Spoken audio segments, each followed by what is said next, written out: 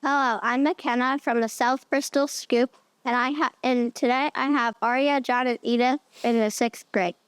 Aria, why were you invited to Portland to visit Channel 6? We were invited to watch Don Kerrigan give a report about the 10th anniversary of the sinking of the ship El Faro.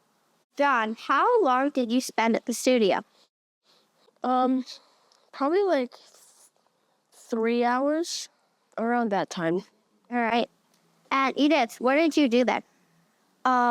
We watched the first part of the 207 show with Don Kerrigan, and then we got to Aria and John got to go in the control room, and I went to the sound booth. And we went upstairs. We went to the top level, which was just like the where they ate lunch with stuff. And then we went to meet all the producers and editors and the boss. What was in the sound booth? In the sound booth, there was just like a lot of switches and buttons controlling the sound of the commercials, the microphone levels, and making sure all of the sounds were lined up properly. Aria, will you be on Channel 6 when they do another show? I don't think so. We weren't in the filming for the show that we were watching, but that we were watching being filmed, but it was still really cool to see it. John, what was your favorite part? My favorite part was probably when me and Aria went to the control room, because there was so many buttons. I can't imagine running all that. Yeah, there was a lot of lights from coming from the buttons. Yeah, kind of like a rainbow with lights. Edith, what was your favorite part? I'm gonna have to say the sound booth or meeting the producers.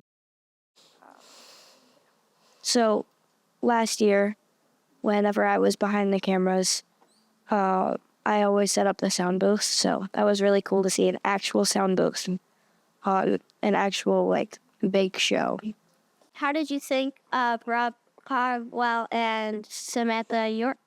I think they were really good at what they did. When there was breaks for ads, they did really good, like staying still.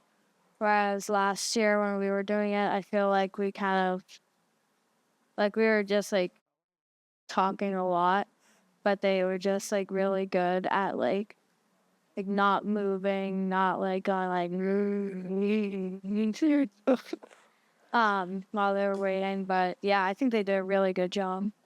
And they knew their lines really well. What about you, John? I thought they seemed very professional. It was like watching the show before it even came out. I think they were really nice and just amazing at their job. I think they talked really clearly, and like Aria said, they didn't move around a lot.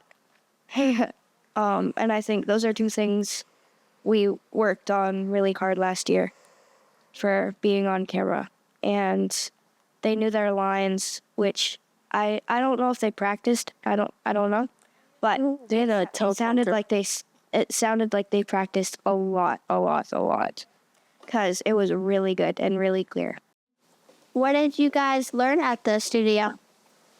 I think the biggest thing that we learned was how hard you have to work to be on a big show, on Channel 6.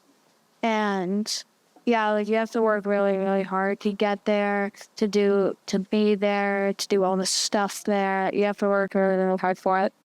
You also have to have a lot of teamwork to get the whole thing together, because if there was no director, there would be no show. And if there was no anchor, then there would also be no show. And then like as John was saying, like the people in the sound booth work on the sound, but without the sound, like unless you're a really good lip reader, you can't really watch the show, right? It's like a bunch of gears. Yeah.